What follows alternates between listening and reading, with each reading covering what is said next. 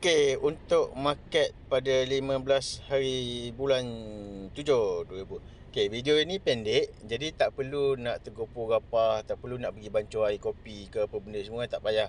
Pendek je, pendek je. Okey kita tengok yang pertama kita tengok adalah trend. Okey, trend ada banyak. Hari semalam tu ada banyak. Satu trend sell, dua trend buy, tiga trend sell, empat trend buy. Dan kat sini tak sempat lah kan, trend buy 4. Kita ada 4 trend. Jadi bila kita tengok trend, yang pertama kita faham ini market kurang ajar ataupun ini market tak straight forward. Tak straight forward sebab apa? Sebab dia bukan ada satu trend, dia ada 4 kan, ataupun dia ada dua kan, ataupun dua tu kalau malah sini video pendek. Dia ada 4. Satu, 2, 3, 4. Jadi ini bukan market straight forward. Okay, maksud dia apa? Maksud dia kita memang akan kena mencari diamond step buy dan diamond step sell. Mesti ada salah satu daripada situ. Dekat hujung ini ataupun dekat hujung ini mesti mesti ada. Dia bukan hanya ada satu sahaja kan, dia mesti ada. Buy pun ada, sell pun ada. Sama ada dia menjadi diamond trend ataupun diamond step, terpulang pada dia. Kita tak nak ambil tahu pun pasal benda tu. Pertama, kita tengok dalam perjalanan trend ke sell kan, kat sini dia terbentuknya LT. Okay, LT macam biasa kita tanda body ke body. Macam mana cara nak tanda tu, tu kemudian. Dan kita ada LT yang keluar ke sell, ataupun kita katakan ada LT keluar ke sell 1 jam. Jadi dia jadi apa? Dia jadi diamond step sell 1, diamond step sell 1, LT gagal. Okay, LT ke sell gagal. Okay, itu tanda kat situ. Kita ada 1 tanda kat situ. Okay, tanda pada body lah. Body yang gagal ni lah. Kan dah dapat video secret tu. Janganlah tanya pula kenapa pada body. Kan. Okey. Dan kita tengok selepas itu pula dia buat trend buy. Okey, dia buat trend buy. Biasanya kita akan mencari ujung tu ada tak diamond step. Tapi ni memang dah trend pun tak wujud. Jadi kalau kita nak cari TK dekat sini tak ada ni. TK tak ada. Ini TKU kat sini dan ini pun adalah TKU kat sini. TKU buy. Okey, TKU buy.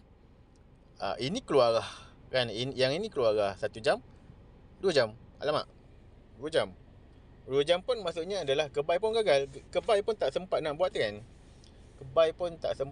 buat trend. Okey, habis. Jadi kat sini kita ada diamond step buy. Diamond step buy yang berpunca daripada apa? Yang berpunca daripada TKU. Okey, tanda lah. Okey, tanda. Apa yang kita ada sekarang adalah lepas tu dia buat trend ke sell. Trend ke sell. Dia tak lepas pun yang ini. Jadi yang ini kita abaikan. Okay. Dan dia buat ke buy balik. Dan dia pun tak lepas juga yang ini. Yang maknanya yang ini pun kita abaikan. Kita abaikan je sebenarnya. Ke sell ini kita tak perlu nak mencari diamond step.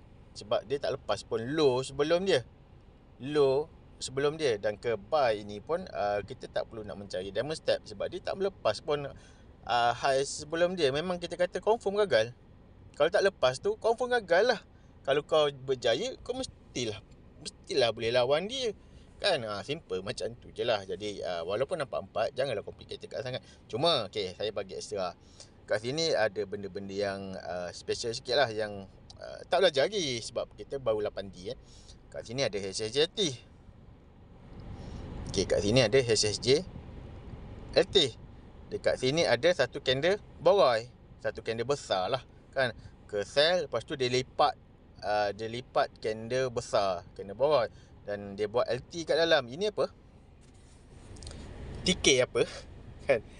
Carilah balik dalam video TK apa. Itu TKN TKN candle besar dan candle sell TKN sell. Okey, ataupun kat sini adalah diamond step.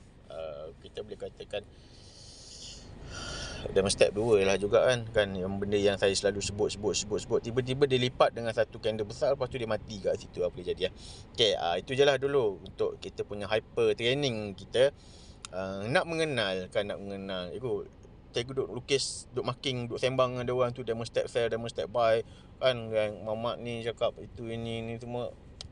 Saya tak nampak lah kat mana demo step tu. Okay, sekarang perhatikan dan fahamkan sedikit demi sedikit. Sekian, terima kasih. Sebab tu saya cakap tak perlu nak bancuh air kopi pun, sebab kita nak mengenal je dahulu. Okay, bye. Bye-bye.